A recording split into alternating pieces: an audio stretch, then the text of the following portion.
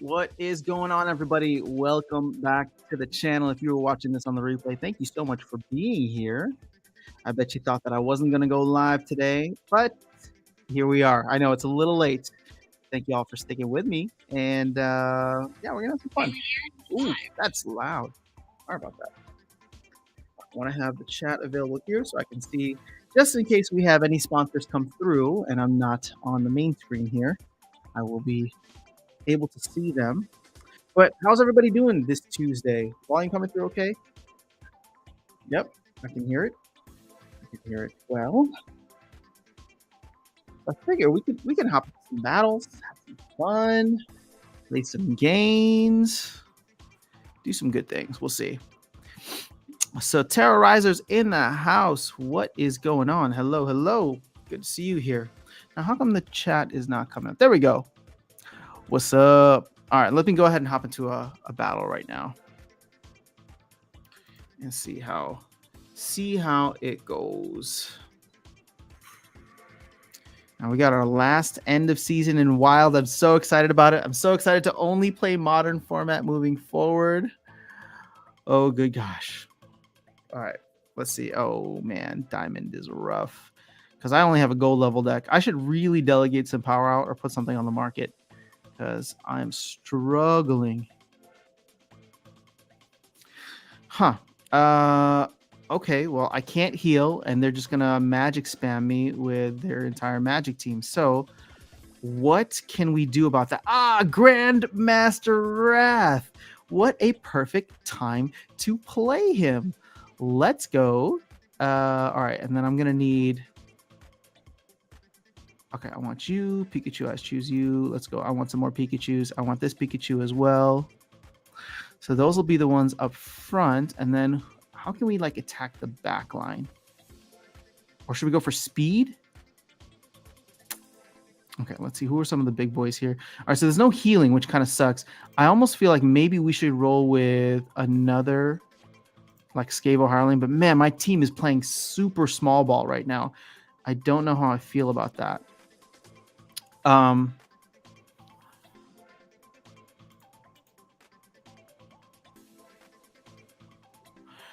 I think speed is worth going for, and I guess I don't even know. I want to attack some of the back line. That's the thing.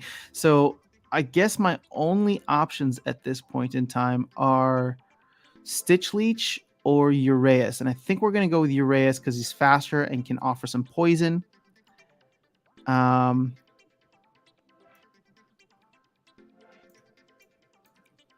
let's roll with this. Cool. All right, let's see how this rolls. Let me get back into the chat here. Cahill's in the house. What's going on, Cahill? Taraz, you just finished watching the Archmage interview like a minute ago. Awesome stuff. Well, thank you. I appreciate that. I I had a chance to peek in on the comments section, and it is not fun. I feel like I've made it as a channel because people are fighting in the comments section of one of my videos. So we did it. We did it, Mom. We did it. Cross our fingers that we can get us an Archmage token in 4 hours. Yes, those go live in just about 4 hours here.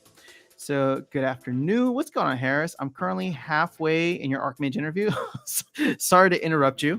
It was a good one. There was some video connection issues, but the audio was there. But yeah, it was a great conversation. I really enjoyed it. Tilly Tots in the house. Harris, did you ask about the fees? Will they be charging down? Yes, so they are charging the fees that they're getting ready, or they're trying to implement that as quickly as possible. That's something that's a priority for them because right now, essentially, they don't make very much money from the token sales because they sell it for like $25. But I think to cover like server costs and all that, it sounds like they need to have this ongoing fee structure in place. So that should be coming hopefully at some point in the near future. Or I guess maybe not hopefully for those who are trying to avoid it. Oh, man. This is not good. This is not good at all. Let's see how much this Magic Reflect can really do some damage. I think we can actually do some serious damage here. Because there we go. This Amplify should do something. Quabam. All right, there we go. Quabam. Quabam. I like it. All right, and then he comes back to life. Very good. Who can we take someone out? All right, there we go. Stuck the poison.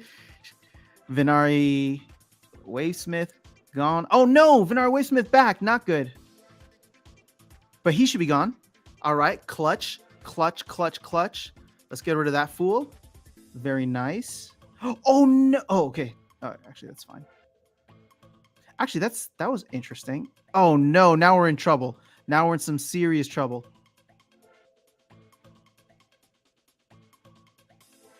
All right. Very nice. All right, I think we can do this. Oh, clutch, and he stuck the poison. Let's go. Grandmaster Wrath showing all of you Magic spammers out there what is up. Oh, this makes me so happy. We played a small ball team.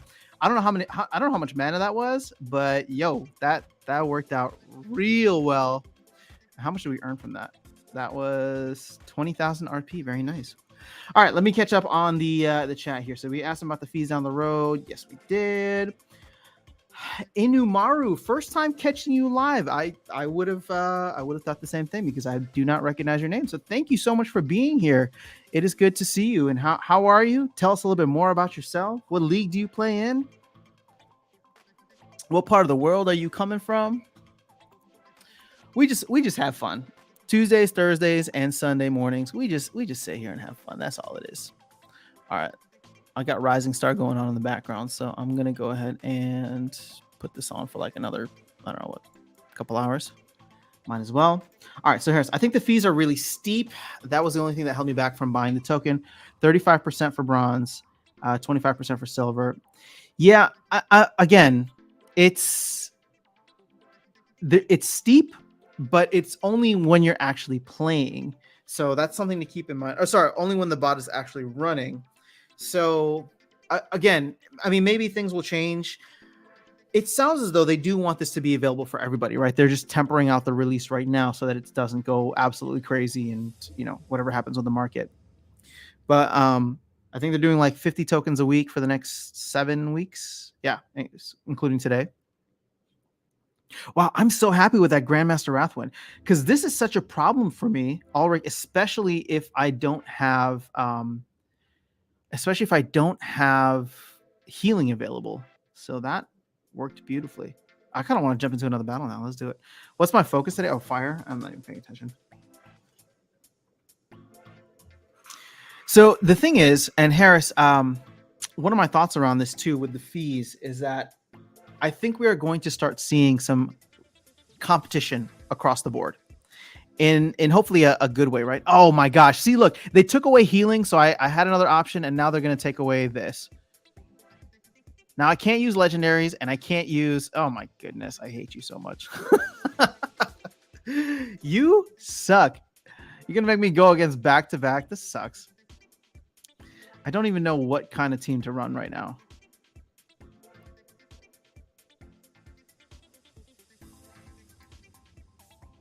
They can't use legendaries, so there is like a nice benefit with that. Okay, I think.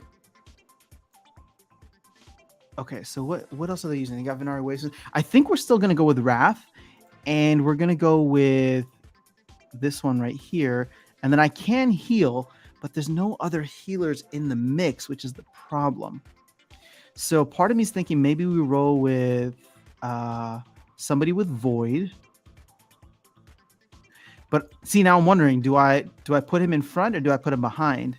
And then we roll with, ooh, this might be an interesting game for Stitch Leech. Because there's no, you know what? Yeah, there's no armor, so the poison isn't as big of a factor. And then we can throw the chicken in right here. Actually, let's, but you know what? I feel like I don't have any backline. Okay, well, we're gonna roll with it and see what happens.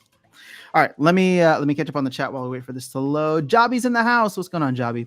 Oh, so Harris, sorry, my point was we're starting to see it with Splinterlands Exchange and like the Rent Golem, and I have a feeling that we will probably see some other premium service bot services pop up in the future that could offer some kind of competition, and we would see the fees go down. Right now, they can charge whatever they want because they have the only service. They're the only game in town.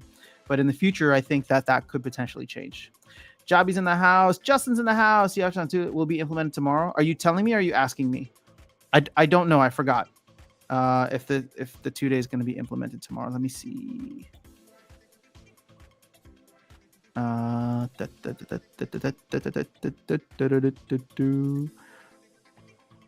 Changes planned for the week is new daily focuses and daily focus mechanic update. Additionally, focus no longer. Okay. Oh yes, so they are changing this tomorrow. That's gonna be rough for you guys. Ooh, and we're getting merits tomorrow though. So that no, this is not tomorrow, guys. This is next week. This is next week.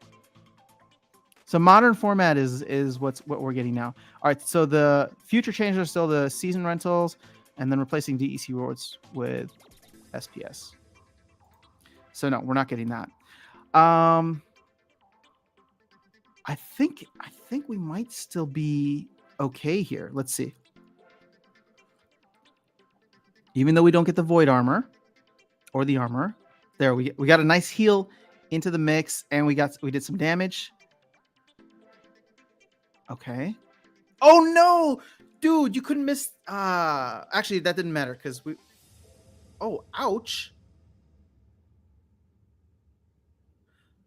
Oh my gosh, I think we can do it. Oh no, bro, how you gonna miss? That's not cool. Yes.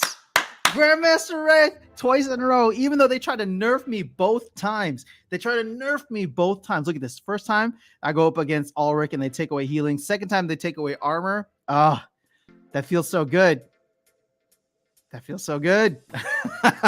Grandmaster Wrath is already every penny worth that I paid for the 1 BCX, but yes. Let's see.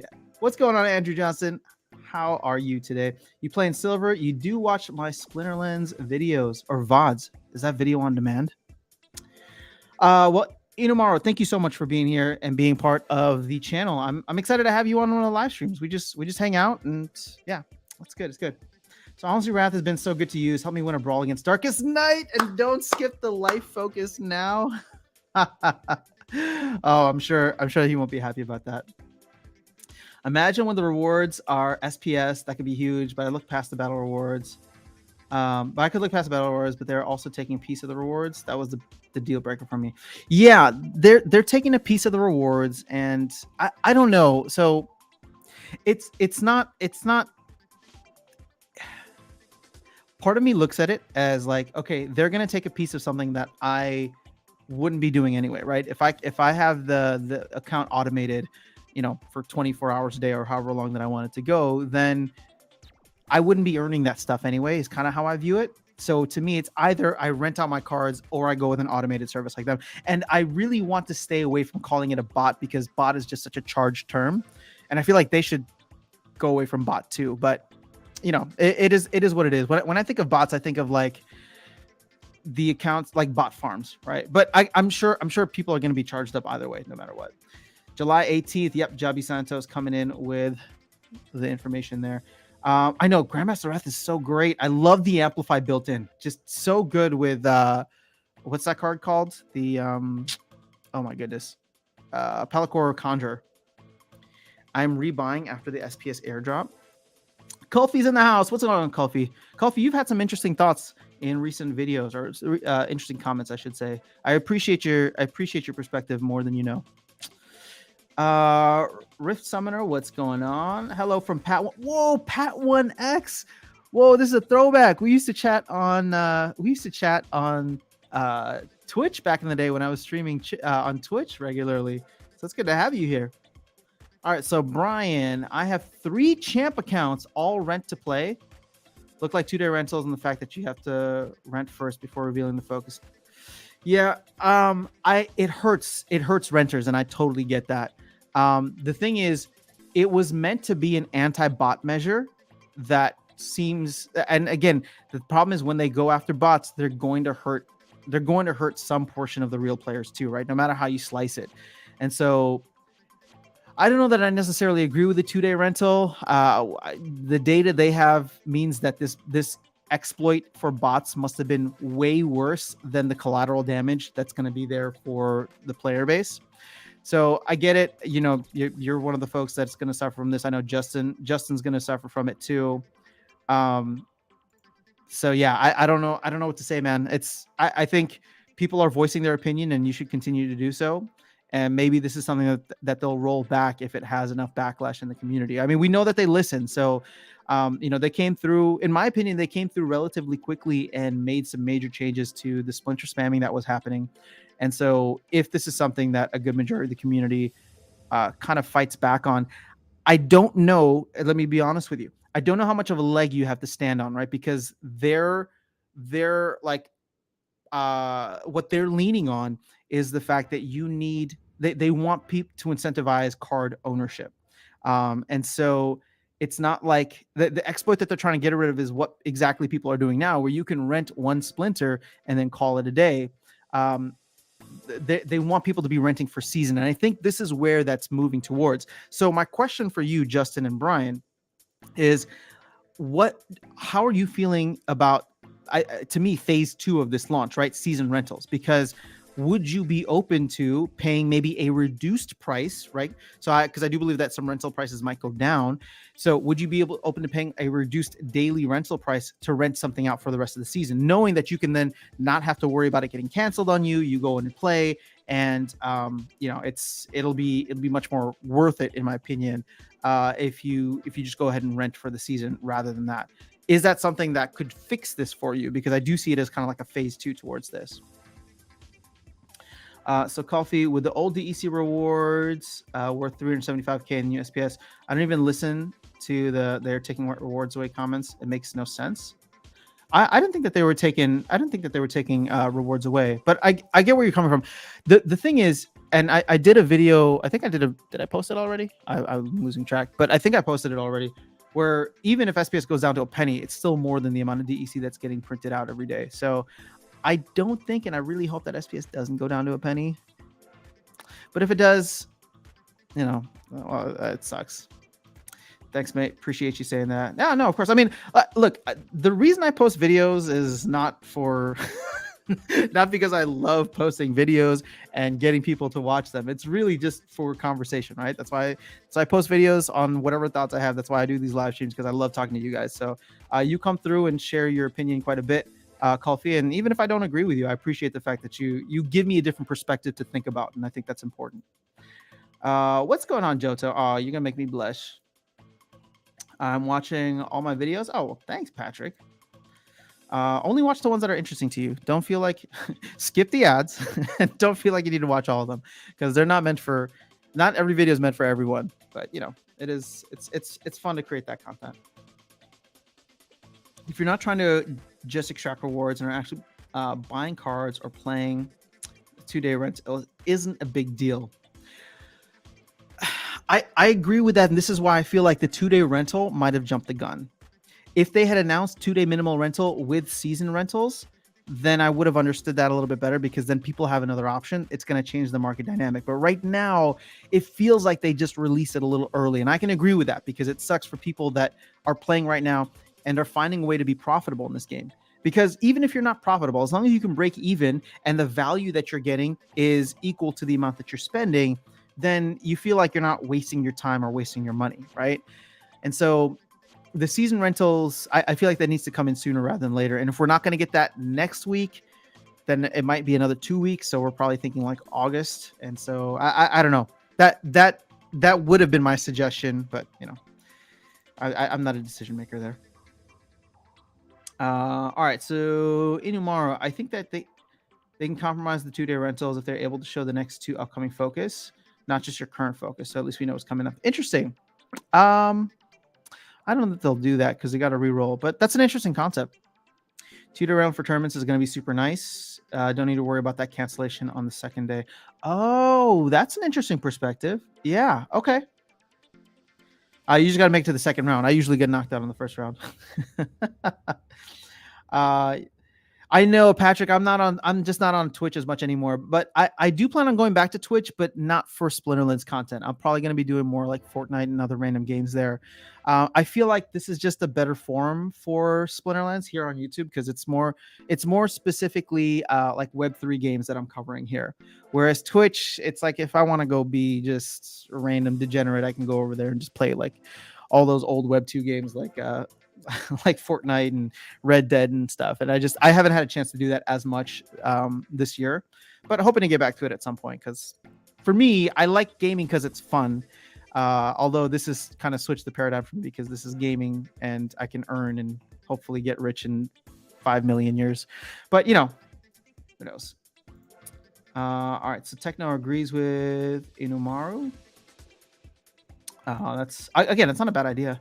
That's not a good idea. The idea is to stop you from renting one deck to OK or focus or to play or focus, so you don't have to buy cards.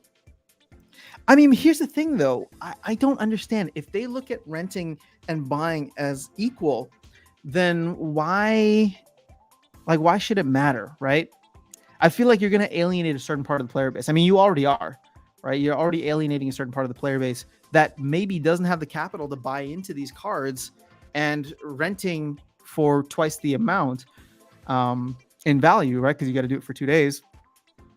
That's going to kill a lot of your earnings and maybe make you lose some motivation for the game. So I get it. I totally understand where you guys are coming from. You know, like I don't rent whenever, again, unless I absolutely have to, or unless I want to have some fun, I'll rent. But I just have leveled up my deck to a place where I'm never going to be on leaderboard, and I'm never going to be in like diamond champ with the current deck that I have, but I'm just going to play it for what it's worth and, you know, enjoy the game. But I know many other folks don't have that ability, especially. Here's the thing, right? Because I know, Justin, you play in champion, so you have the skill set to play in champion, and then the other person who mentioned was playing in champion as well. So it sucks that like you can't play in champ because the rental system is now going to punish you. But my hope is that, oh man, I really hope we can get ghost card tournaments for champion, because that would make things really interesting. There's a lot of people here who I think are very talented and strategic about the game that just don't have the deck, right? And so being able to like play in some of those tournaments and maybe come away with some big prizes could be big. I said big too many times. Could be huge. Being able to rent one deck just to do your focus each day incentivizes renting, not ownership. That's the problem. Exactly. So you hit the nail on the head there. But it always seemed like renting was fine with them. But, you know, I love these new changes. It's everything I wanted plus more. We all got hurt, but big bot farms got crippled. We'll see. I mean, Matt was even saying yesterday that, you know, they made all these changes to hopefully counter some of the big bot farms, but he said that it didn't work completely, right? Bots are still very much in play. So coffee, but I do both. I buy and rent cards. Cannot afford to buy every card that I want. Somewhere, yeah. I agree with you, Techno, for sure. I watch all your Splendens videos, but skip all the Step In and Rising Star. Yeah, I'm not offended. Justin, I don't put those out for you. So don't watch them. I mean, for me, again, this channel is a way for me to just open up discussion with other people, right? If I wanted to, I could be making fancy. I was literally just talking about this with another content creator today. I'm just like, yeah, I could like put on like the crazy thumbnails, and I could like do some editing and all this stuff. But I'm lazy, and this is not like, I'm a musician. This is not what I want to be doing. I do it because it's fun. And the moment it stops being fun, I swear to you guys, I will stop. So I don't want it to feel like a job. And for me, it's just like, if I put out something, it's just getting my thoughts out into the world and hopefully finding people who are like-minded and interested in the same thing to have a conversation with. So no, if Rising Star and Step In don't interest you, that's totally cool. There's a lot of games that I'm not interested in. And I mean, I haven't even posted some content for those in a while. Like, Decrops is another one. They have their beta sale coming up soon, and I need to get a video out for that. But I know most people aren't even paying attention to Decrops. Techno, that's always going to be the way, though. We all forget that one day rent for focus is very new, and it's never going to stay this way. Yeah. Well, I'm trying to think of the way that it was before. Before, you'd have a focus... you'd have a quest that could be splinter based, but you know that I feel like the one splinter renting wasn't as prevalent as it is now. You know, have to have some incentives to buy cards though. Yes, some people can't afford the cards. I can't buy everything. Yeah, it's a slow build. Well, hopefully we stay in a bear market. Actually, no, I would love a bull market. But then if we go into a bull market, then I'm just happy. I'll be a gold player for the rest of my life. If I can't get a maxed diamond deck before things start to pick up for this game, then yeah, I'll just be happy in gold. So nobody thought that rents for one day would be too funny, including me. I'd never been so funny just as these days. I don't know. Is funny the word that you're trying to use there? I'm lost. But it sounds like you guys are talking to each other, so I'm going to move on. Now you said the previous changes didn't work because bots got around them, but with these new changes, I think it's enough to cripple bot farms. Interesting. Okay. I hope so too. If it doubles the cost of bot farms, then I am all for it, right? Because I don't want the folks who are extracting value from the game. I think people put too much time and energy to have everything taken out. You love the new background music. Thanks. Yeah, I just so the service that I use for live streaming offers background music. I just discovered it because they sent me like an email talking about it the other day, and I was like, oh, okay, well that's perfect. I could always use some background music without having to like set up something else. So Rift Watchers, I agree. Or sorry, Rift Summoner, I agree. It should put them on a more level playing field at the minimum. Flashy Flash, are you new here? I don't recognize your name, but thanks for coming through. I'm tired renting my power for 500. I'm tired renting my power for 500k power now. So you're not going to do it anymore? I mean, look, again, if there's enough people that complain about this, I think you might just be able to get the team to reconsider. Again, I think the team will not reconsider until season rentals are out, but that to me might be the change that people are looking for. That to me is the natural evolution of this, and it's just, I agree with folks that the 2-day rental sucks, and I think that it should have come out at the same time as season rentals. So if they just pushed off the 2-day rentals, then I think that would have helped a lot, because I think cards will be cheaper when you're renting out for the season. I'm a rent-to-play dude, but I own some cards to rent out too. I was feeling great because my assets don't necessarily form a deck, but just some good high ROI cards. All right, so yeah, you're getting to benefit from the other side too. So 2-day rental, lower the rental price. It's a double punishment. Well, no. How is it a double? Oh, yeah. I guess if it does lower the rental price, but what if it lowers it enough that it's still profitable for you to rent cards, even if it's for 2 days? Now, for the renters here, I have a question for you. Are you the type that rents every single day for a specific splinter, and then you like run your ECR all the way down? Or do you like run your ECR just to like 25% or like 75%, and then come back the next day? All right. So Inamaru, I also, maybe they can roll your focus to depend on what cards are available to you to play at the time to have a higher probability. I don't know. I don't think they're going to do that. I don't think they're going to do that. Because again, it's supposed to be random, and they want you to. They're trying to get you to buy more cards, right? So that's ultimately what their goal is, and they're being very upfront about it. Just here to get the dose of hopium from the new Aftersound. Ooh, what can we be bullish about today? Actually, speaking of bullish, let's see where that SPS price is. I think that I should have sold a ton of SPS yesterday when it unstaked for me, because then I would be able to buy in. Oh, it got down to 4.2 cents yesterday, but it looks like we're back up. DEC seems to be holding quite steady too.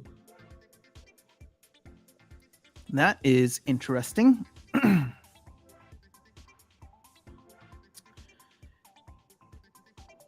Huh, okay.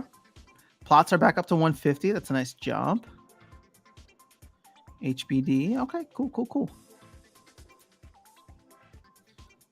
Go back in here and let me catch up on some of the other chat, and then we'll jump into another game. The new update gives advantages to consolidate into one X account and owning your cards, as well as maxing them for a specific league. Gives disadvantages to multi-account. Rift Summoner, can you explain why?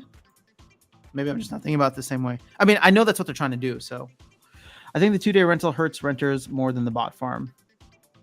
Justin, I don't disagree with you.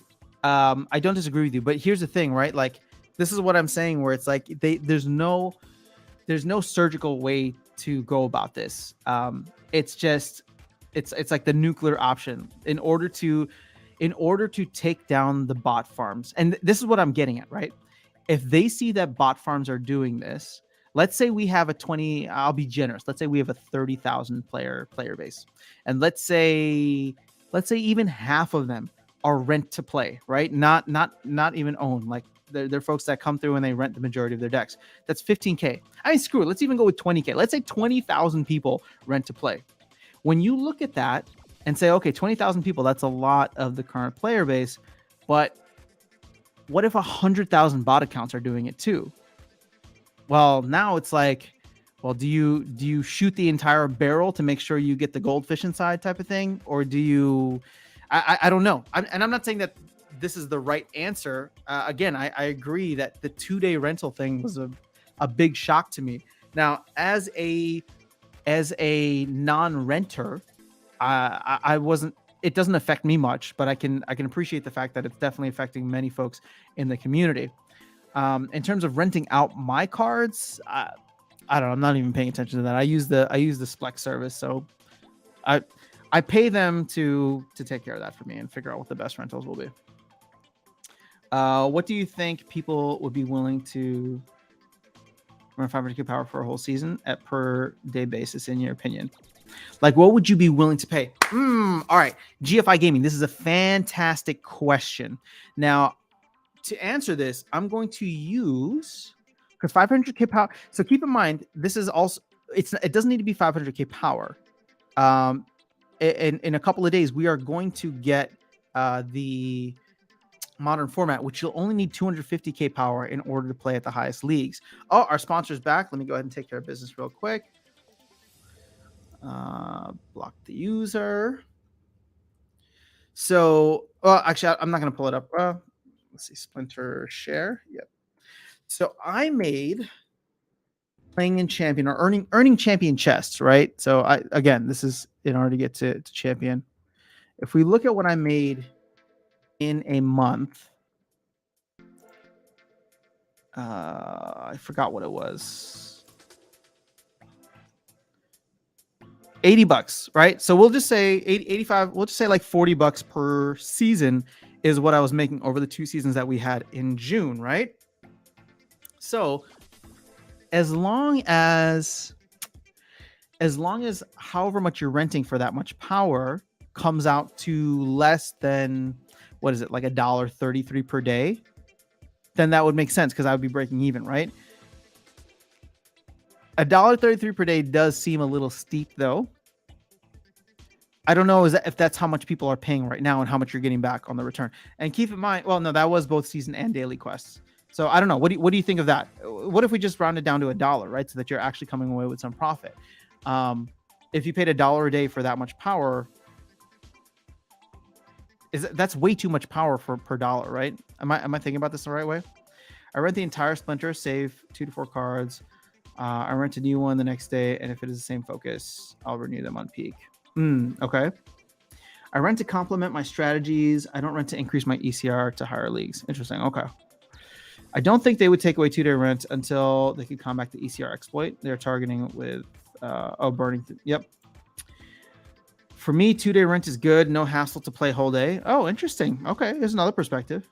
DEC back to peg. Let's go. Let's go. I bought some DEC, so I'm hoping it goes back to peg.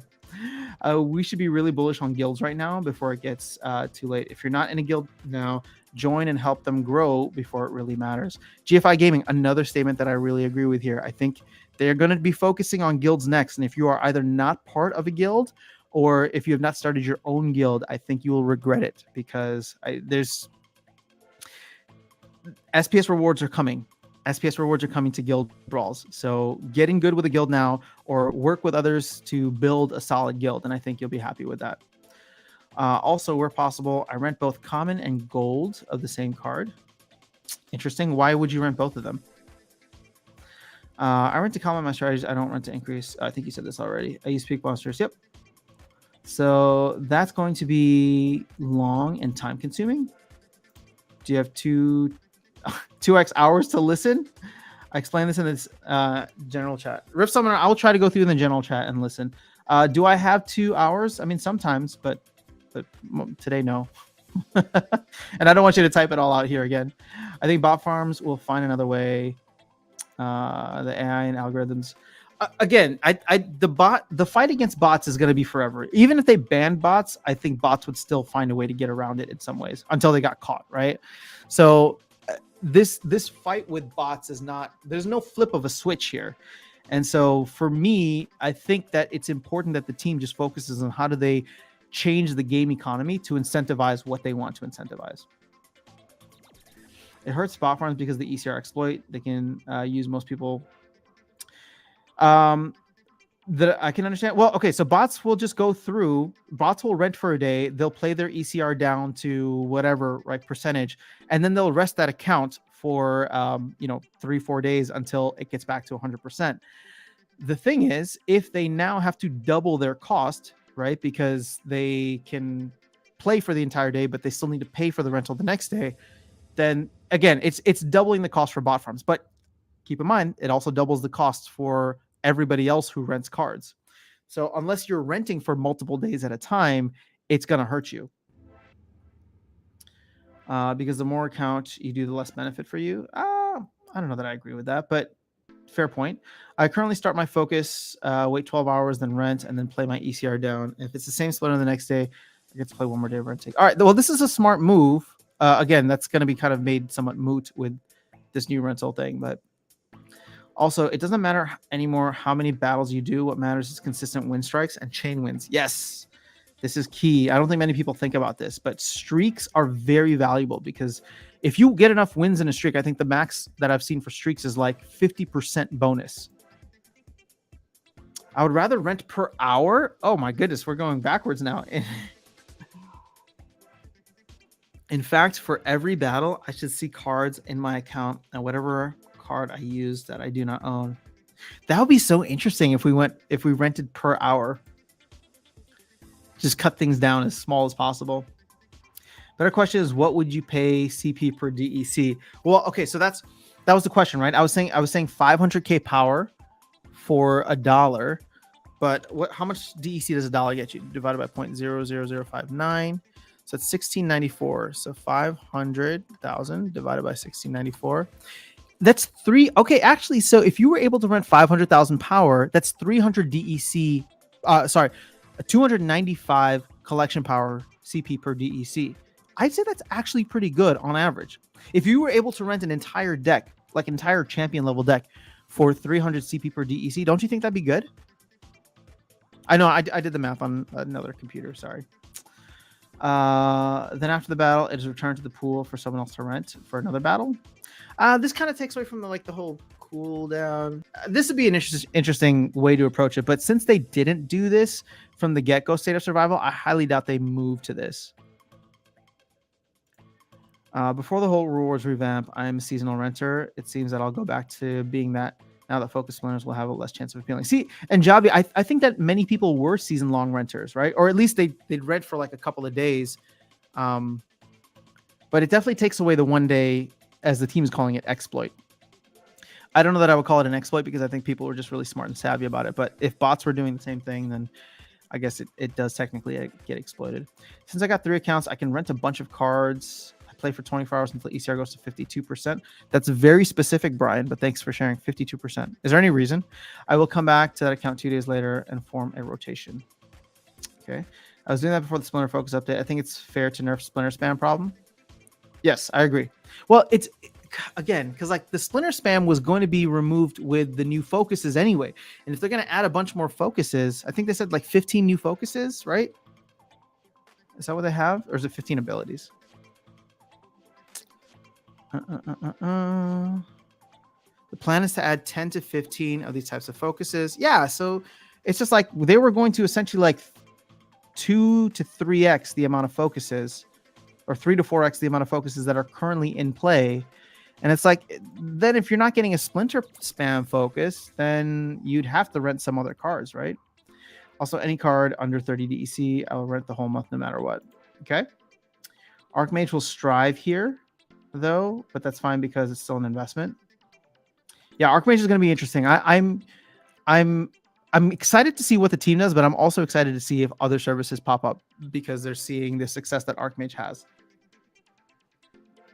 Just in the way that we have like Peak Monsters, Monster Market, now Splex to a certain extent. Like, if you can bring something interesting to the community and have something that you can offer.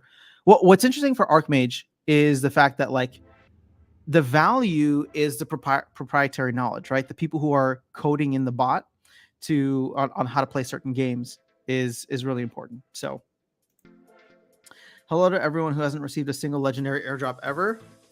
Oh, that makes me sad. Legendary. Oh, I guess they've all been legendary, right? Whoa, you guys are talking so fast. Let me catch up here. I rent out 500 KCP power right now at 17 to 2200 EC per day. Okay, that's fair. I rent both common and gold because some rule sets won't let me play gold foil. What rule sets won't let you play a gold foil? I'm not familiar with that state of survival. But with season rentals, you need less hive to manage rentals, so it's double edge. Oh, that's true. If there's no processing, then it's fine.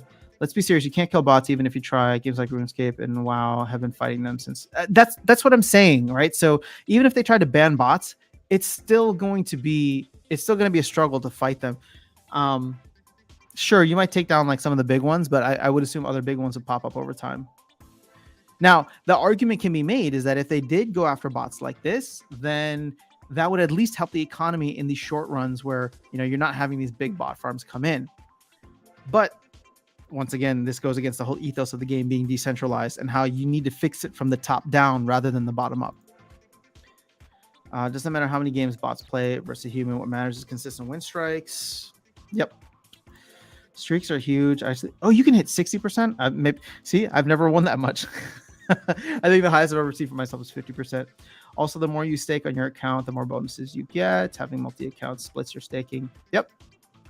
I'm interested to see what this whole player staking thing will be. I didn't even talk about it that much in my recent in like the breakdown video or the town hall video, but if you can only earn by staking SPS on yourself, that's going to discourage a lot of people, wouldn't it? I don't know. Curious to know, is rewards for completely drained every season? Is there some way to check that? I don't know. To fill with the new rewards, changes higher level cards may rent for more than currently. Yeah, I mean, I think the goal for everyone should be to try and play in the highest league that you can, right? And that's what they want, and they're going to incentivize that by making the best prizes at the top, which I think they still need to refine because champion level chess can suck sometimes. That's basically 10 million SPS for 1,000 bot accounts.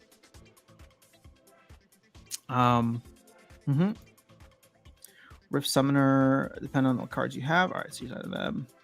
And I still get all the airdrops for the CP on my main as it's delegated.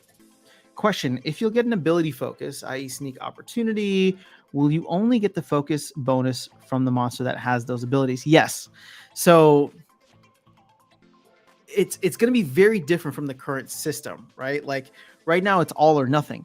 But in the future, you're going to get focus points, like daily focus points, if you just get the win. So for me, I love that because now it's not going to be like going for my splinter or going for the ability is just going to be an added bonus on top. And I'm not going to think about it, right?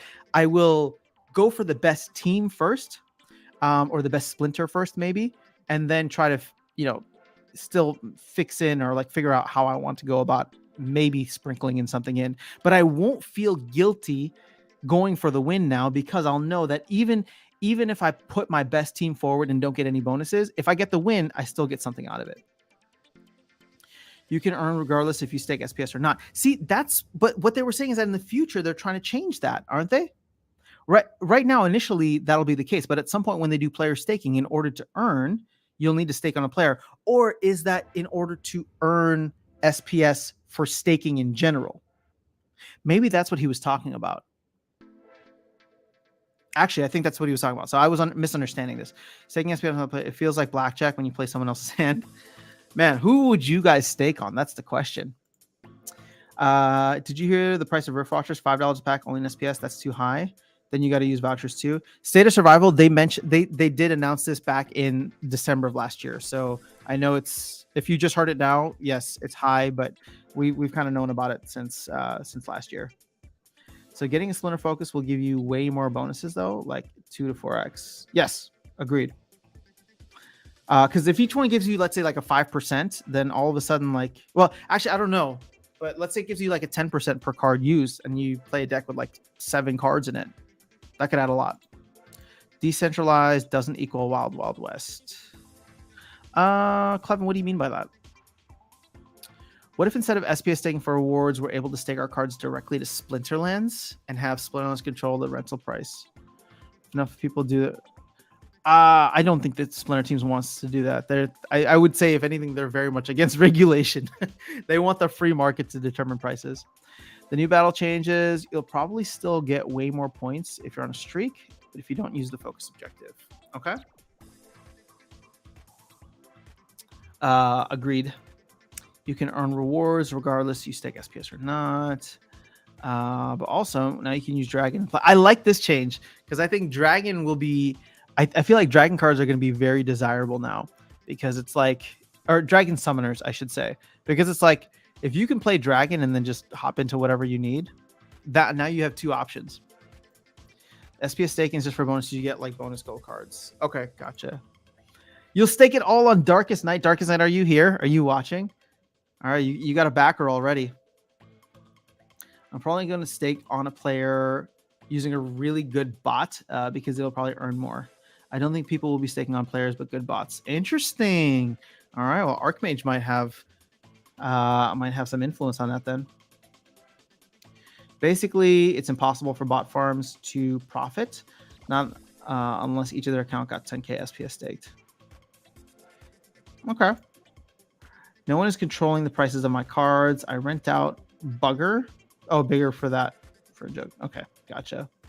The cost to run bot farms versus the gains they get daily are not sustainable. Unlike for human players, they will be sustainable.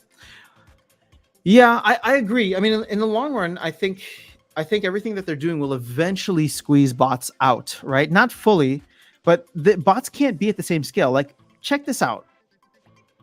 I think that this is still an important thing to keep in mind. So, oh, we're already on the dashboard, but let me refresh this numbers just in case. Let's go last 6 months.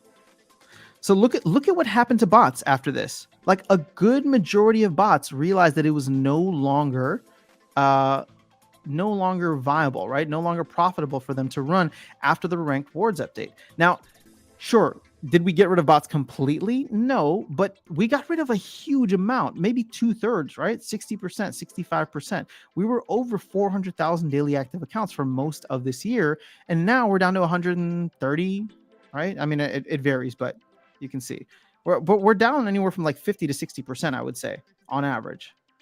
And I think that's important. I think that's been a huge component to making the game more sustainable in the long run. And I don't doubt that any future changes will adjust this even more. Now, the thing is, I think that we are going to get more real players coming in at some point. So, the numbers might stay the same as bots drop out and real players come in, but it all kind of depends. Oh gosh, I don't know where I left off. I'm probably going to stick a player using really good bot. Oh, there we go. Okay. The cost for bot farm was the gains. William, my earbuds died. It's over 100 degrees. I'm eating lunch outside to listen in. Commitment. William, where are you right now? Are you in Texas? Because I'm in Texas and it's over 100 degrees. I don't want to be outside today. But I appreciate you listening in. Life will be OP for the sneak focus, I believe. They have the most sneak cards? Wait, really? Oh man, I think Erase is going to be great for the sneak focus. Oh yeah, you're right. They do have for Wild, not for Modern though. Modern, I would say that they're kind of in line with everybody else. It's 2:30 a.m. for me. Oh snap, Coffee coming in from the other side of the world. I love it. Archmage will flourish because it's a skilled bot, but that's okay because it's still an investment. Bot farms are an issue. Yeah, again, I view Archmage as something different. Now the thing is, okay. Here's the question, right? And just being totally fair to you, this is something that I was talking about with someone last night about Archmage. It's just like, what happens if Archmage gets approached by a bot farm to like make 10,000 bots for their account? Could they do that? Even though, like, if they're in the business of making money, they could do that. I'm not saying that they will, and I really like where the team is coming from, but like money talks, right? And so if an account is going to come in and say, hey, we'll pay you like life-changing money. And when I say life-changing money, that could be 6 figures, right? To make, to create these bot accounts for all of our things. Who knows? right? All of a sudden, that could change everything if all of a sudden we get flooded with a bunch of Archmage bots. Now, will that happen? No, I don't think so. But again, you can't rule anything out. This is not a comment on a commentary on the people who are running Archmage. It's more a commentary on the fact that markets incentives will always determine actions, right? So if the right people come in with the right amount of money, that could change things. And it might not be Archmage. It might be a future service, right? Somebody who's like up and coming right now designing a bot and says, well, hey, I don't really care. I don't have a brand that I'm like trying to protect or a name that I'm trying to protect, but I'll sell you 1,000 Archmage knockoff bots, or not 1,000, like 100,000 Archmage knockoff bots, right? Because I know what the code is or whatever. Like that could happen. And that's a little scary. Is our user base growing? I still can't tell if these are dupe accounts or actual new players. I don't know, State of Survival. I'd like to think that it is because of nothing like tangible or data driven. Just simply the fact that like I feel like there's new people coming through on these live streams all the time, and coming through in the comment section. So I'm sure there have been many lurkers for a while that are maybe just now starting to speak up. But I do think that people are discovering the game in the recent, in the recent couple of weeks. So the team addressed this and hit them so hard that they became unsustainable. Gathering the Magic, long time no see. Oh, guys, Gathering the Magic and I had an awesome chat earlier today, and we'll be putting that out on the channel probably sometime this afternoon. So keep an eye out for that. And lots of really, really great ideas from Gathering the Magic for stuff that we can do in the future. So make sure you go check out the channel, Gathering the Magic. Bots will come back in force whenever you can earn using any splinter again. Why wouldn't it just run cheap cards? Well, I think what they're hoping with this is that rental prices go up over time.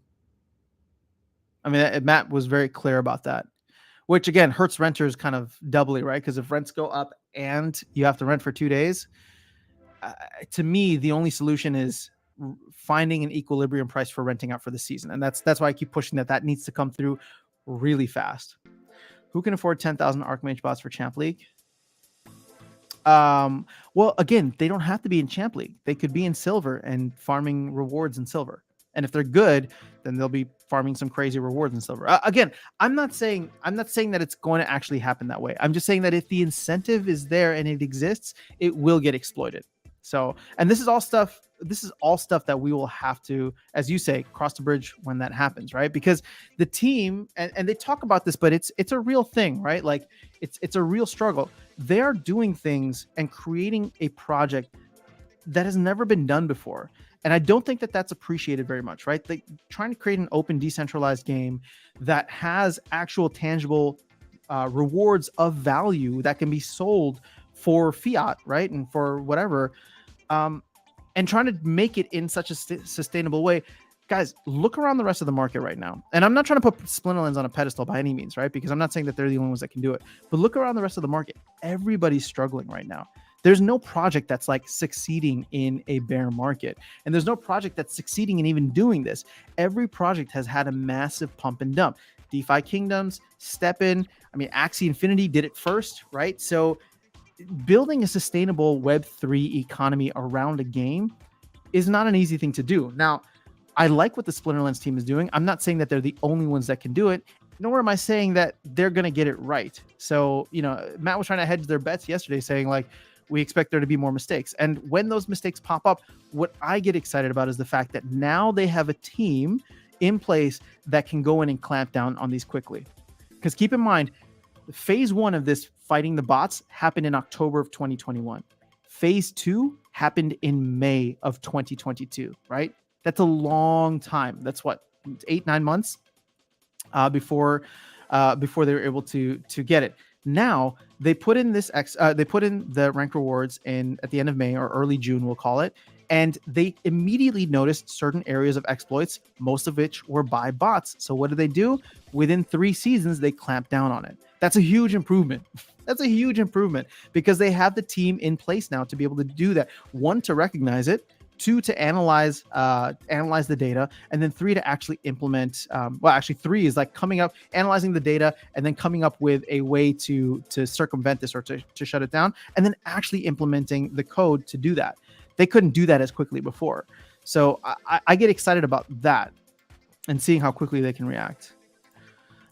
New people join the Discord a fair bit every day. All right. So again, I don't think we're not gonna see a boom like we did last year. The only time I think we're gonna see a boom is if one of these other projects that's adjacent to Splinterlands takes off. Meaning that like one of the projects that Splinterlands is working on, right? If at some point in the future, and I said this before, but if at some point in the future they say like, hey, I don't know who's signed to Warner Music, but like there or somewhere on like whatever sports league they work with, if they tell people like, hey, if you want a free NFT of your favorite athlete from this sports league or a free NFT from your favorite artist within this thing, come through and stake 1,000 SPS within Splinterlands, and you'll get a free one. What's that going to do to the price of SPS? And what's that going to do to people coming in, learning how to set up an account to stake SPS on? And sure, you're going to get people who come in and recognize that the game is cool and stay. But I would say the majority, like 95% of people, aren't interested in a game like Splinterlands. It's just too niche. Like Magic the Gathering has been around for forever, and it's like a staple of the trading card space.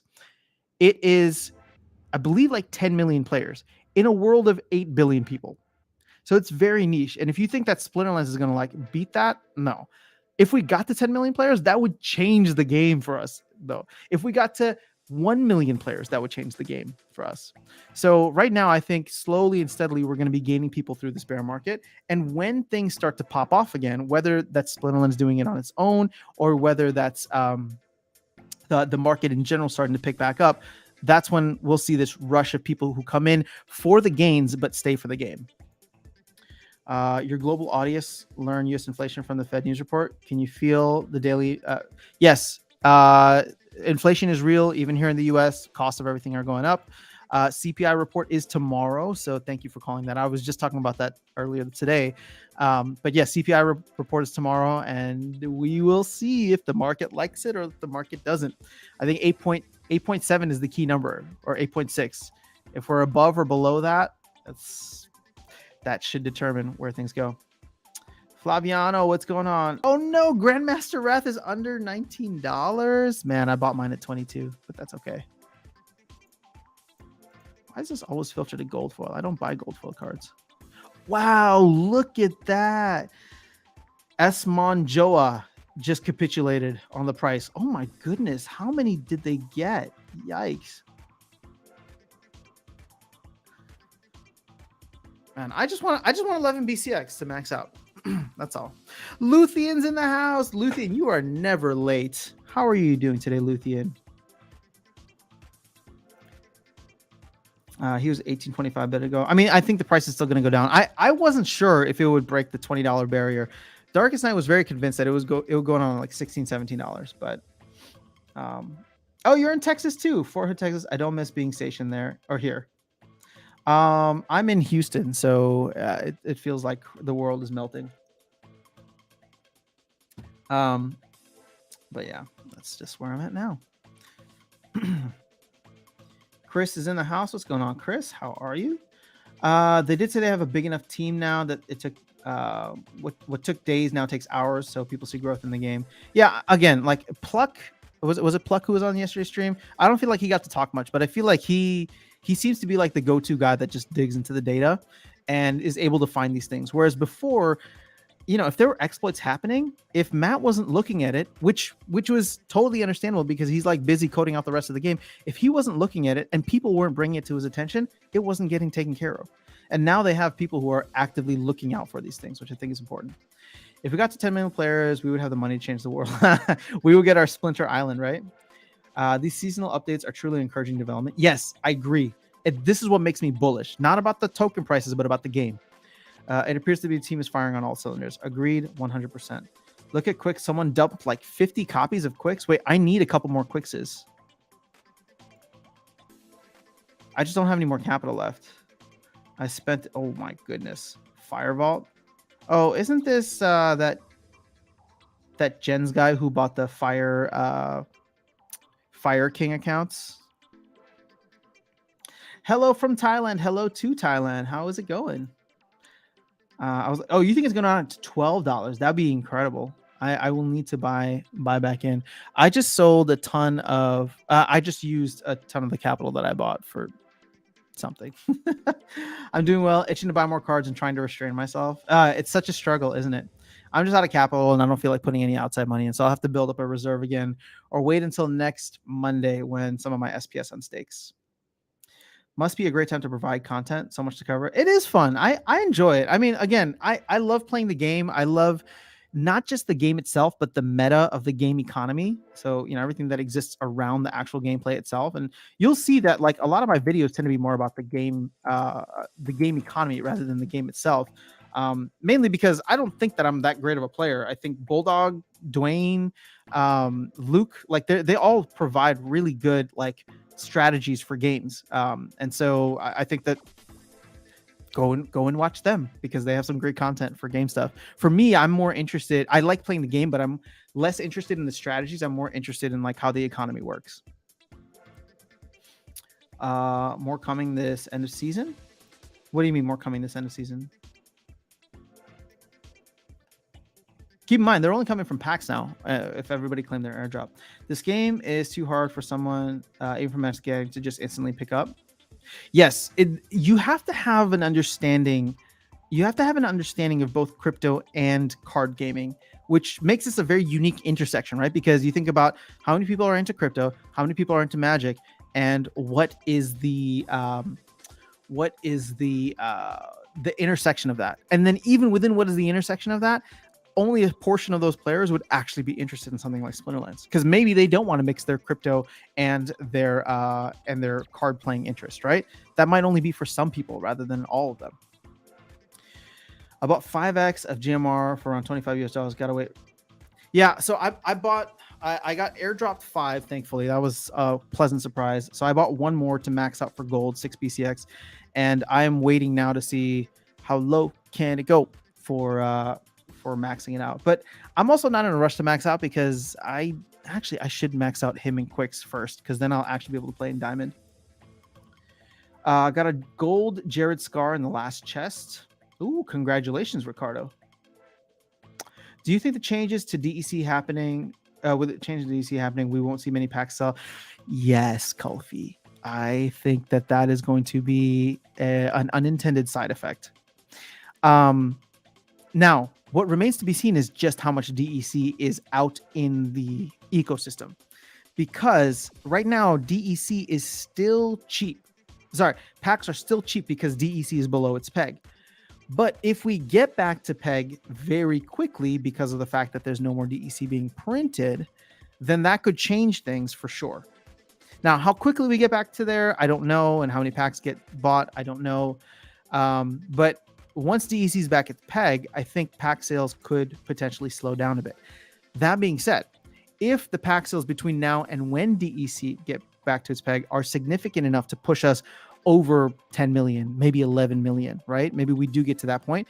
I think at that point, many people might start looking for like the finish line for packs, right? I'm still in shock at how quickly we went from 8.9 to 9 million packs sold. Whether that was one person or the entire community buying in together, that happened really fast. And so I don't know when that happens for this next summoner, but I can imagine it happening a little bit earlier. So we went from 8.9 to 9. I wouldn't be surprised if now, instead of like 100,000 packs away, we start seeing things ramp up 200,000 packs away. And maybe that increases exponentially for each of the upcoming legendary summoners, right? So when we're at like 10.7 million packs, that's when things start to pick up. And then at some point it hits this exponential point where it's not even about the million anymore. It's just like, hey, I want to make sure that I get packs before this thing sells out. And I don't know if and when it'll sell out because somebody might just come in and let it go, just completely buy through everything. Oh my goodness, you must be new to the channel because I have never seen your name before and I'm going to have trouble pronouncing it. Can I call you like Siva for short? I don't want to embarrass myself or offend you or anybody. But thanks so much for being here. I love the Bitcoin symbol. BTC in the house. All right. I just made a video on buying cards. I personally think it is time to buy rewards cards and hold off on pack cards until more packs are being opened, which, to be honest, I think will come at the end of CL. All right. Fair enough. You just made a video as well. I didn't know you're a content creator. Oh, wait, did I? Make sure you guys go and support State of Survival. Just stop playing my accounts, ECR recovery time. And Luthion's like, what's that? What's ECR recovery? I routinely let my ECR go down to the 20s. I think the lowest I got in recent memory in my last grind for champ, which was this season, so just a couple days ago, was 33%. So, ooh, Max Power's in the house. Max Power, what is going on? It was a pleasure having you on the show. I appreciate you sharing the insights from Archmage. Oscu's here. What's going on, Oscu? The lowest I've ever gotten is 6%. Oh my gosh, you have to just be playing and skipping battles at that point, right? Because it's going to recover a little bit faster than that.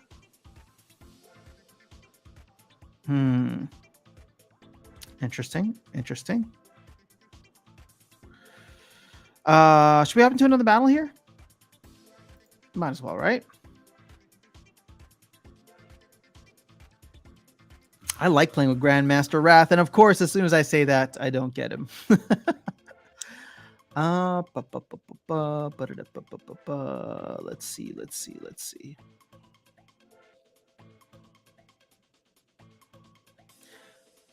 I think we're going up against. This is an interesting use of one level 1 summoner. All right, I feel like we're going to go up against a heavy magic team here, which would have been great for Grandmaster Wrath, but of course, not today. So I can either go magic versus magic, or man, they really like all my games have been no heals. This sucks. I don't have enough magic reflect to really counter whatever they're trying to plan here. I don't see. Can I go with like a sneak team? Maybe that's what we do. So we're going to go with Tarsa. And then where are all my sneakers at? Here's one Pikachu. Here's two Pikachus. Maybe we throw this guy into the mix. And then, yeah, I didn't see a Queen Mycelia in the house, so I'm gonna go with this dude for speed, and then let's just throw him in.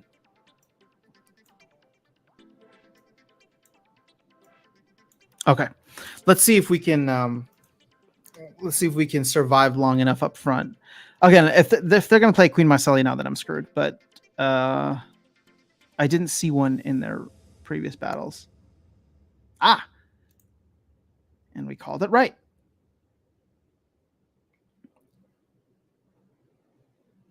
Oh, what's going to be clutch is we are going to get the Bloodlust. Hello. Look at this big animal, you. Clutch. Can we get one more Bloodlust just for fun? Yes, we are. We're going to get it. As long as we don't miss. Oh, bam. Ooh. Take that. Wow, that was dominance. Sorry, I'm so impressed with myself because usually I don't win that well, but I'll take it. Ooh, we got our third chest. Yahoo. All right, let's catch up here. Hiya, Luthien. Yep, skipping battles. People probably thought I was a bot. We're all bots to a certain extent. I wish I could play Grandmaster Wrath. I enjoy playing with him. Great content with Aftersound. I'm hoping to get my token today. Yes, they go live in 3 hours, I think. Yeah, it'll be interesting to see once this becomes a little bit more widespread and available to everyone. Your channel is called the Splinter Economy. Guys, go check out State of Survival's channel, Splinter Economy. I will go check it out after this. While you have a level 6 Quid, that could be better than Tarsa at the moment. It also counters GMR. I rented the level 6 Quid, Kid Yef, whatever you want to call him. But I haven't even used him. I like every time I've played him, I've lost. But I did get him specifically for the fire quest yesterday, so I was surprised to still see him there. I stopped because I'll need all possible help getting R shares I can, because I'll be playing myself instead of Archmage in modern format. Yep. Hope you get one as well. I'm a squishy bot sometimes and a computer bot other times. Oh man, good times. All right, let's see if we can get a Grandmaster Wrath battle up in this piece.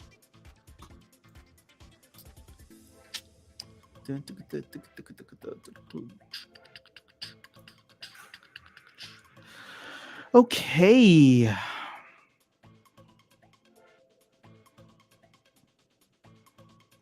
Well, Grandmaster Wrath is going to be non-existent at this point, so...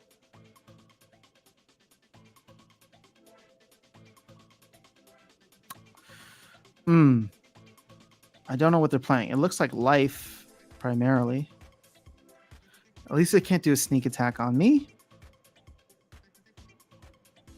I mean, this is where I go with like a General Sloan type of approach. And we got enough mana to make it work. Oh, I don't want Grandmaster Wrath. The problem is I'm not going to get the bonus from Sloan.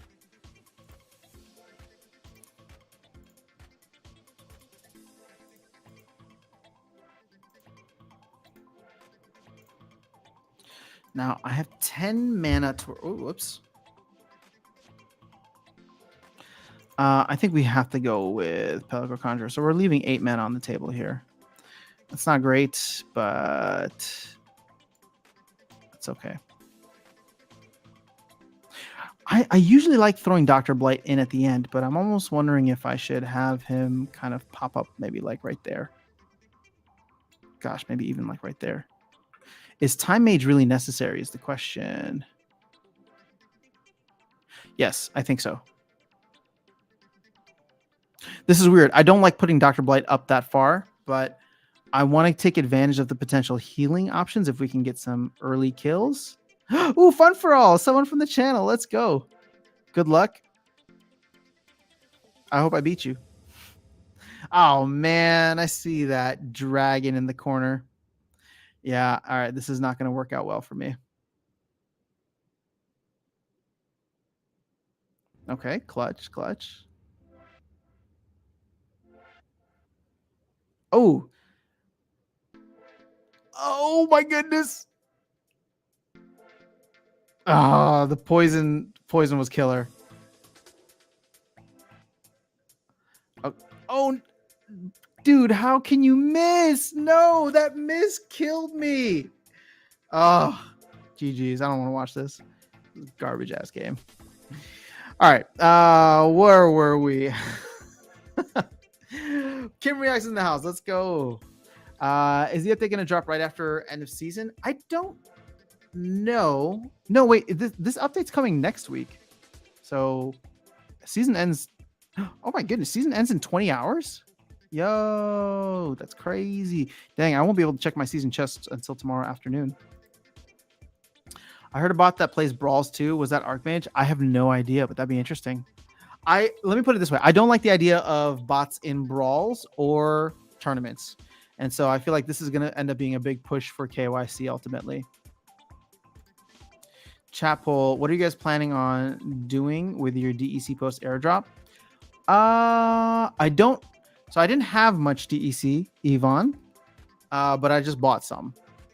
And I was planning on using whatever I had to buy cards. I mean, I've already been, sorry, not cards, packs. I had already been buying packs with whatever DEC I was earning. But now I'm semi-interested in holding some of it to see what happens with the rest of the economy. Archmage doesn't currently play Brawls, but the plan is to build that feature out. Okay. That'd be nice. All for tournaments. Literally a quality of life bot. I think with the new updates, SL Team is making bots and Brawls more necessary, adding merits to rewards. See, and here's the thing, right? Like, I think what Archmage is doing is really cool. I don't like the idea of it for Brawls and tournaments specifically, because that to me feels like where we would need to get we would need to get some kind of, I don't know, maybe I'm wrong on this, but I would think, not for myself, but for any like brands or partners or collaborators coming in the future, I don't think they want to be dealing with bots. I mean, I know that I wouldn't want to be, right? So if anything, as somebody who's run tournaments in the past and might do so in the future, it'd be one of those things where like it might end up being like a KYC thing, right, in the future. So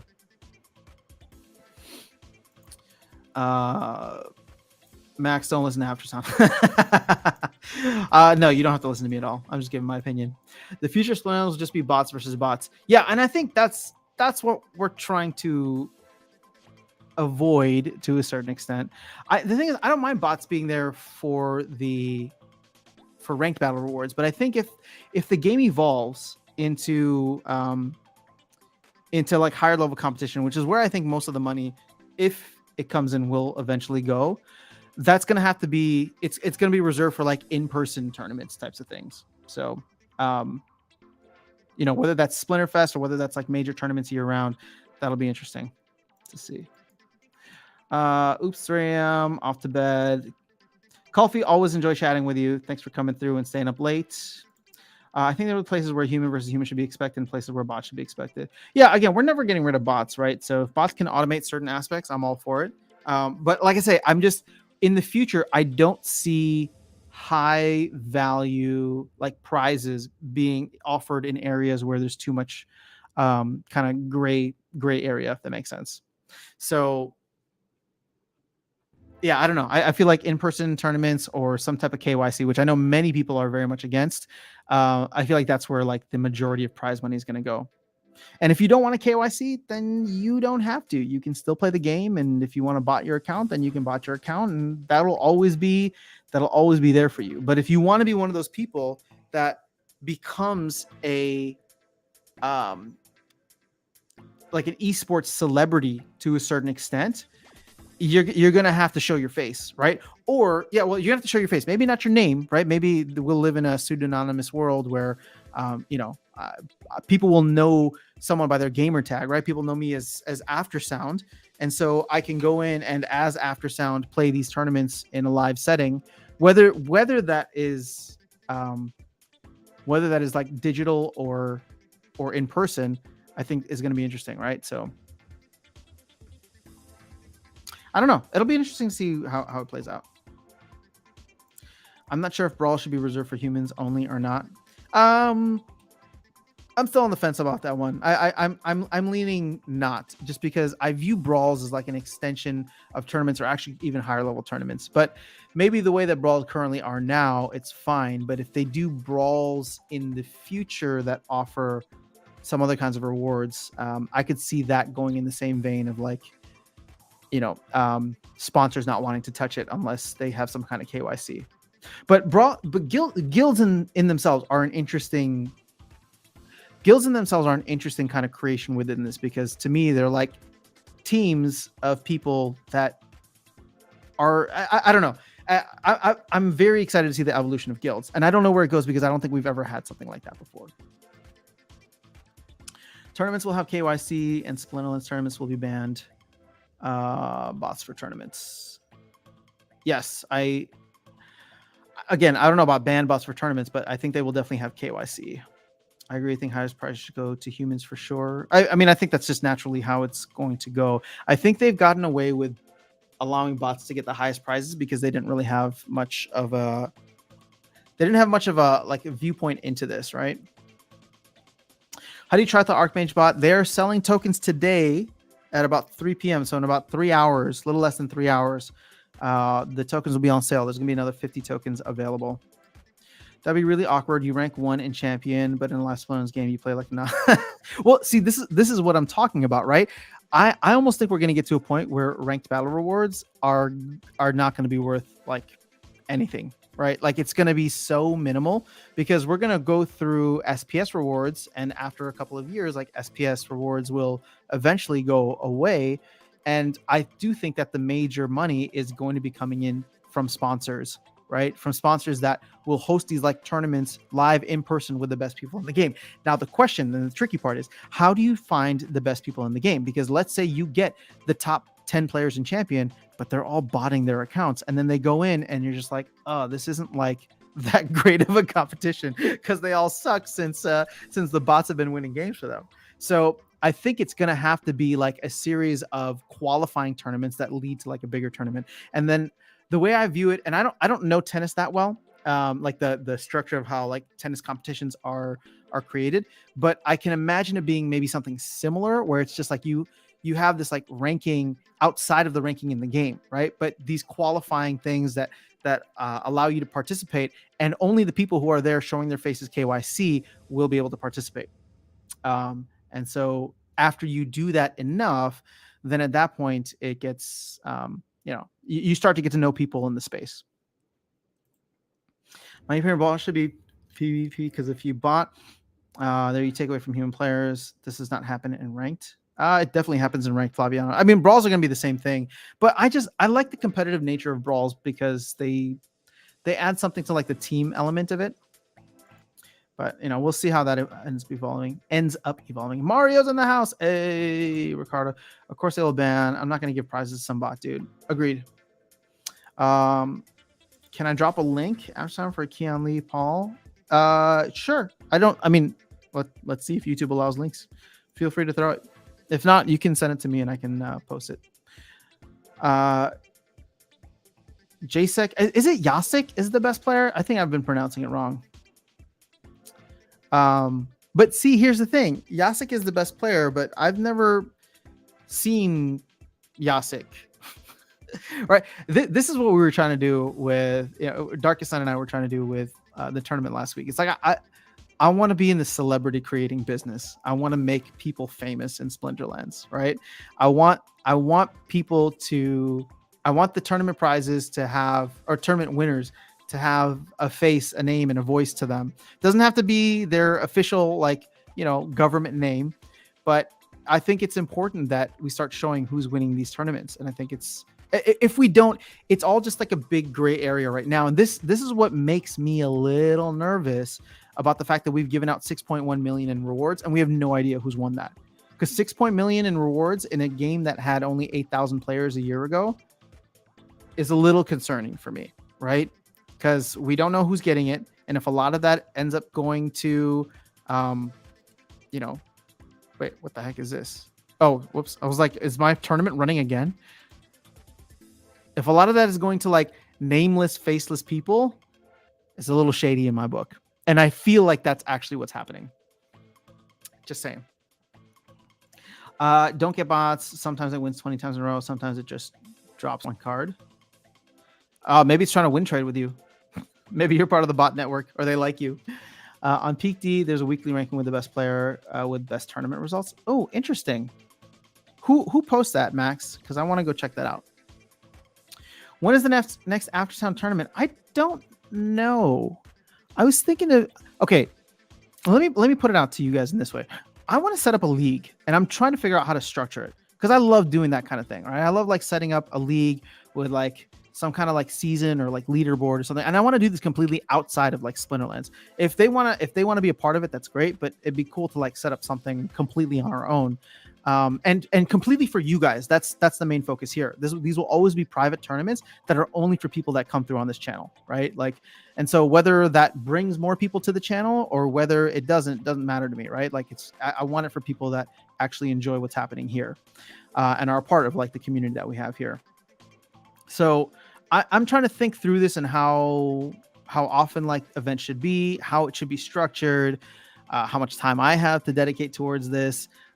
Can we get potential sponsors, whether that's Splinterlands themselves or other people, to give up prizes that make it worthwhile? You know what I mean? Like that's the kind of thing that I think about. And I just haven't done any of the legwork yet. What I do know is that we did a test run on Sunday and Darkest Night and I really enjoyed the esports aspect of it, kind of like breaking down the battles and seeing, different rounds and people kind of progress through. And then Ashley, who came on and talked about it, placing third, that was amazing to finally be able to chat with you, but also, give you some of the limelight. Like I said, I mean, everybody already knows Ashley because she's an awesome content creator, but for the folks who aren't content creators, I want people to get to know you if you are a good player in this game. I think that that's super, super important. And if you don't want to be known, then don't enter the tournament, right? But this is where I feel like things will go in the future, and I'd love to be a pioneer for that. So I'm just trying to figure out how exactly to do it, what kind of like time commitment I can actually give to it, and then where we can get stuff that makes it really worthwhile for your time. I mean, even if it ends up just being like pack giveaways, I'm sure, you know, the tournaments will always be super cheap to get into. I think we made it like what, 1 DEC or something. So, you know, we'll see what it looks like in the future. But I'm trying to actively think through how to make it something bigger and better. Because I would say that Sunday's event was successful, and I think most people here would agree, or at least had a good time doing it. You know, it's 1 DEC. Can I be known for being bad but have great charisma? Yeah, for sure. You know, maybe you're just like the trash talker that can't back it up. I got destroyed in your tournament. It's all good. We've all had that. I've been knocked out of like the qualifying rounds of tournaments many times. Specifically one time by Luthien, and I was just like, oh, how did I get her in the first round? Of course. I was so pumped. And then I saw Luthien, I'm just like, oh, this isn't gonna end well.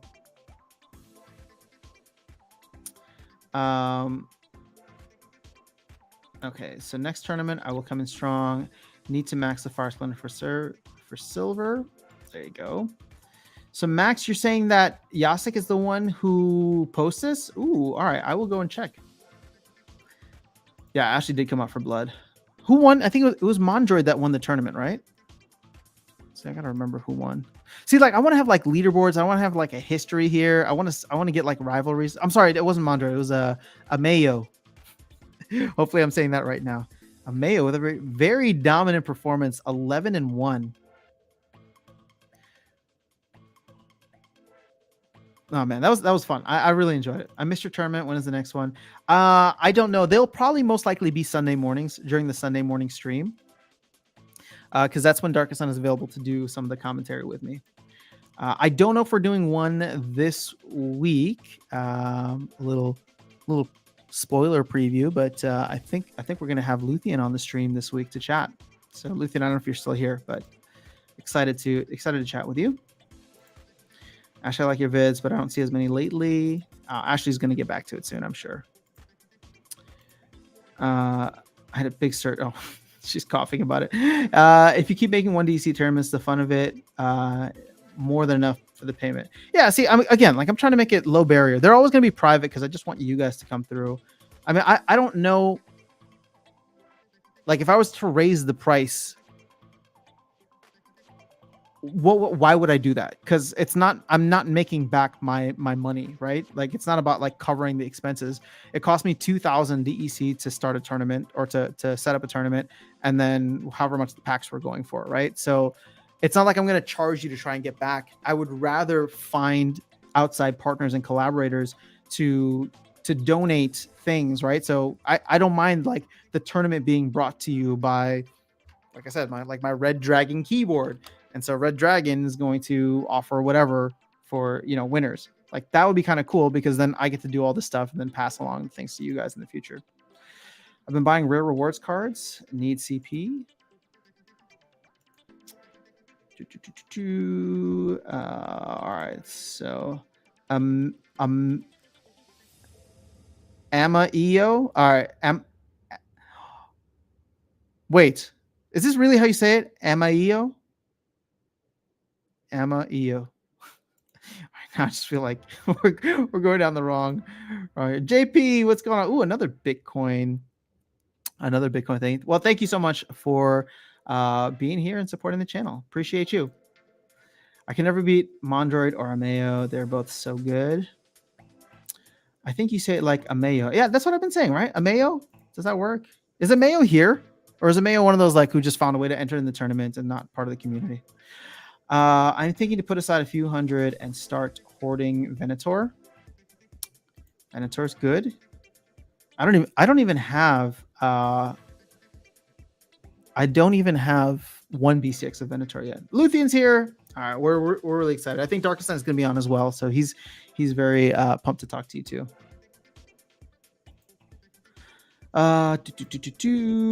Can you ask Kitty from the town hall to join your stream? She sounds Love and fire. You okay? So you know what? Actually, it's so funny that you mentioned this. I believe you're talking about Waffles Kitty, right? I actually do want to have her on the channel. I do want to have her on the channel, because I would love to learn more about what is going on with what's that called? Digicon, how that came about, like what the long-term goals for Digicon are. So she definitely seems interesting, and I actually need to reach out to her and see if she'd be willing to come on and chat. Because again, the benefit for me, or the not the benefit, the appeal for me is that Digicon tends to cover some of the other things that are happening around Hive. And so as somebody who's not just playing Splinterlands but interested in some of the other projects on Hive, I just want to know more about Digicon. So high prices would attract the wrong audience. Yeah, but then I agree, it would attract more people, but it would also reward you guys, unless you're happy with just getting a pack. Any news for the next airdrop? I haven't heard anything. Amayo. All right, we're hearing something. Is Amayo in the stream today? Would love to congratulate you, two. Know how to say your name. Got to make some lunch. Ooh, Luthien. Now you're reminding me that I'm hungry. Oh my God, it's been an hour and a half. I know I started late, but holy moly. Wait, hold up. Let me make sure I don't have anything to do today. I mean, I always have things to do, but make sure that I don't have anything to do right now. All right, I think we're okay.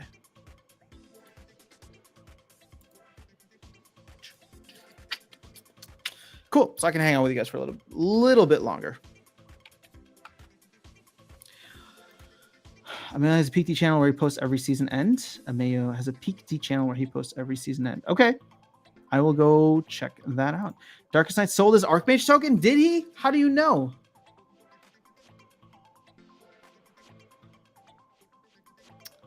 I think we can go check. Let's see. What's Darkest Night up to? I mean, I know what Darkest Night is up to, but I'm just curious to see this.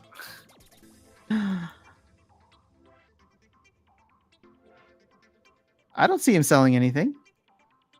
There's no results here. What are y'all looking at?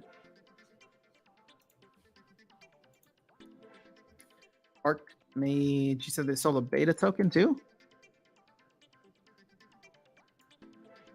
Oh, whoa. Are these going for $66 now? Oh, the price dropped. That's crazy. Yeah, I don't see him here, so I don't know what you're talking about, Darkest Night. Unless I'm looking at the wrong thing. Yes, her. You're talking about Waffles Kitty? Yeah, I'm gonna see if we can have her on the show. And now that there's an official request for her, now I know that at least you guys are more interested in it rather than just me. If you have specific questions that you want me to talk to her about, then let me know. Like I said, the interest for me is learning more about Digicon and learning more about the projects that she's either involved with or following, or like how they're trying to help build out this kind of Digicon space, whatever Digicon really is. The most recent sales on Hive Engine show he sold the beta and regular pass. I didn't see that. Digicon is coming up this weekend. Would be a good time to get her on this week. You're right. I will send her a message today. You know what? I'm gonna send her a message internally to her Splinterlands email, so that she'll know that I'm a team member too, because she probably has no idea who I am. So I'll send her that, so it seems legit and not just some random Discord person being like, "Hey, can you come talk on my channel?" Digicon, yes, that's what I was talking about. Covers all over blockchain gaming, new legendary summoner abilities. Hold on, what are you asking, Flaviano? I don't think we know what the. Oh, you're asking what you think the new legendary summoner abilities are. I don't know. I think Reflection Shield is going to be in one of the legendary summoners. And my thought process was, it's so powerful, but if it's going to be on any of them, it should be on the fire one.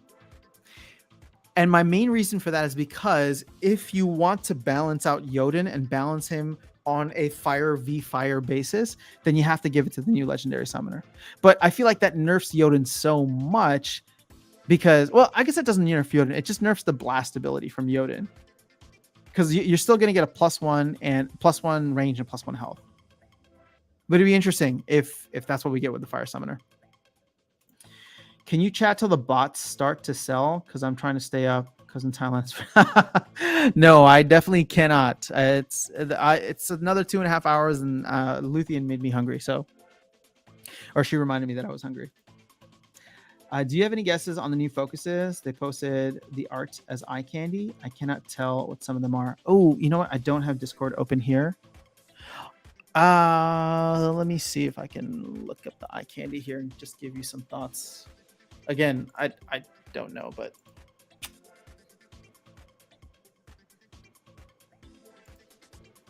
we know the sneak, snipe, and opportunity are going to be there. There's one that looks like silence. I don't know what this +1 health thing is. These all look so interesting. They don't look like the regular abilities. Okay. It looks like silence might be one. It looks like there's like one with like a cracked skull and looks like one with a split skull. I don't know. We'll find out soon enough. I wish I could tell you. Darkest Knight's in the house. What's going on, Darkest Knight? That would also nerf Myler and Ouster. Yes, it would. Oh my goodness, you're right. Everyone's been talking about you, Darkest Knight. They all miss you. Maybe the heart is healing. Yeah, I can see like a tank heal type of situation or like a self heal situation. Oh, it looks like there's one with wings, so maybe that's a monster with flying. There's a monster. There's one with a shield, so that could be like a monster with armor, or maybe someone with armor repair. One, the top right looks like a poison. Like the top right red one looks like almost like a poison symbol. So yeah, I don't know. There's some interesting stuff there. Hey man, saw the interview, was awesome. Doing good. Darkest Night, everybody was talking about your actions in the on the marketplace because apparently they could see you selling your tokens.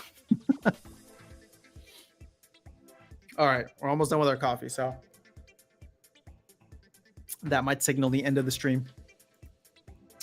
I'm trying to see what other eye candy they have here. Oh wow, they didn't post any other eye candy since Hardpoint's SPS roadmap or Splinterlands roadmap on June 21st. It's slacking. We need more eye candy. Who are we gonna call out for this? Bulldog, come on, Bulldog. You're the one who's posting all this eye candy. How are we gonna have like 3 weeks of no eye candy? I guess we didn't have a town hall 1 week.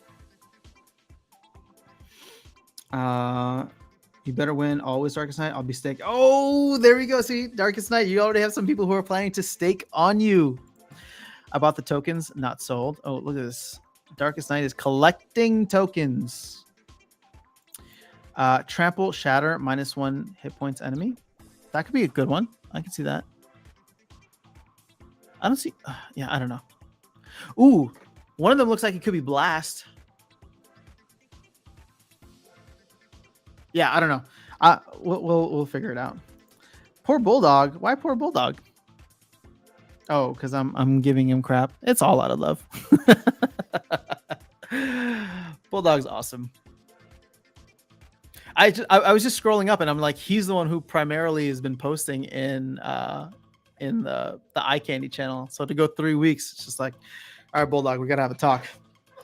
I see one that looks like Reflection Shield. Yep, that could be one too. It's weird that they wouldn't use the actual ability symbols that they already have. Can't wait for Modern Wild. Oh my goodness, you're right. Wait, when does Modern Wild go into effect again? Because will this stream on Monday or on Thursday coincide with Modern and Wild? That'd be kind of awesome. Because then otherwise I'll have to wait until Thursday to do Modern Wild with you guys.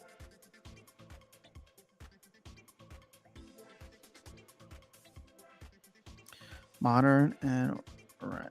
Oh wait, they didn't announce when it was coming in the post, did they? Man, so this whole 2 DEC rewards pool, that is gonna inflate DEC for a while. So maybe I shouldn't have gone so heavy on DEC. But that will also mean that there's like opportunities to buy more packs in the short term.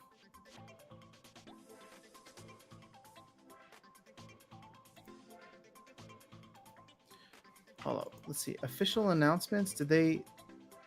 Oh no, they talked about it in the tech support releases. All right, so there'll be no downtime for maintenance tomorrow. They sent that last week. Our next planned release is Thursday, July 14th. There'll be no downtime for maintenance. All right, so the current season will end on 7/13, and Modern and Wild is planned for release next Thursday, 7/14. This release will also contain other bug fixes and features. Now, what's interesting is why didn't they just extend the season one more day so that we wouldn't get like one day of a new season without Modern and Wild? That just doesn't make sense to me. It's a grouping of abilities. Okay, so if the downtime is usually around this time, then maybe I'll just do another late stream on Thursday. Oh shoot! You know what? I actually have big boy responsibilities on Thursday. But I think I'll still be able to do it, even if it's just for a short bit, because I definitely want to play Modern live on stream. So we'll try to make that happen. Fire Spawner usually means offensive abilities. That's true. That's true. So maybe Reflection Shield doesn't come into play. A summoner with stun would be interesting. Agreed. I think Matt said Thursday. Yeah, no, it's coming Thursday during the maintenance window, which I think is usually 11 a.m. for me. 11 a.m. Central Time. Fun stuff regardless. All right. Well, things going all right so far. Cool. All right, guys. Well, I think that's all I'm gonna have for today. I want to go eat some food and chill for a little bit before I got to take care of some things in the afternoon. So yeah, we're at an hour 40. That's good. We don't need all of these to be 3-hour streams, even though I love hanging out with you guys. Waiting on a summoner with phase.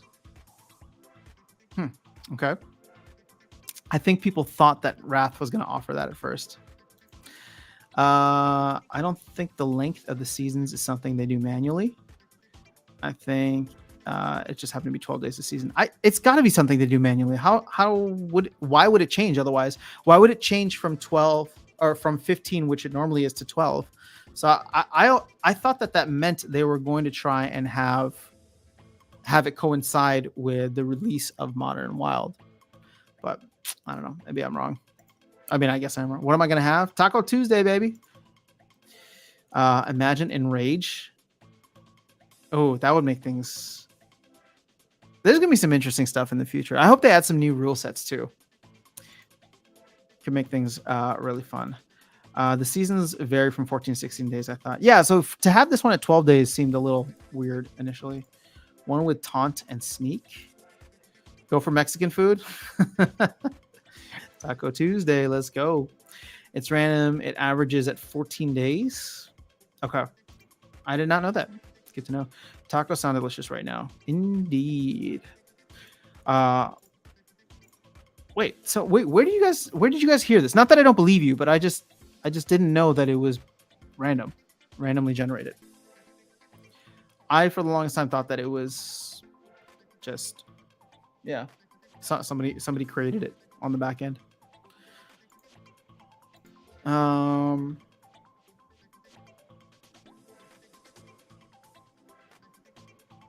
Yeah. All right. Well, I'm about to hop off. I will catch you guys all very soon. I'll see you on Thursday. Best of luck on your end of season pulls. And yeah, I hope to be playing with some of you all in Modern format come Thursday. It's random so that the end is in different time zones. Okay, that's fair. At least that's what I vaguely remember as well. All right, fair enough. Same with Auto Standard. All right, guys, have an awesome rest of your day. Keep an eye out. The conversation that I had with Gathering the Magic will be out later this afternoon. Oh, and also, if you want more of me, I'm actually streaming live on Splinterlands TV tonight at 8 p.m. So in roughly 7.5 hours. Yeah, Tuesdays are crazy for me. I guess I'm doing double duty on these streams. So come through, show some support on the Twitch side of things for Splinterlands TV if you feel like it. But yeah, I'll be there and hanging out tonight just for like an hour or so. But otherwise, have an awesome rest of your day. Have a great end of season. I hope you all get nothing but gold foil legendaries in your end of season chests. And I'm excited to chat with you on Thursday for Modern Format. All right, peace. Take care, everyone.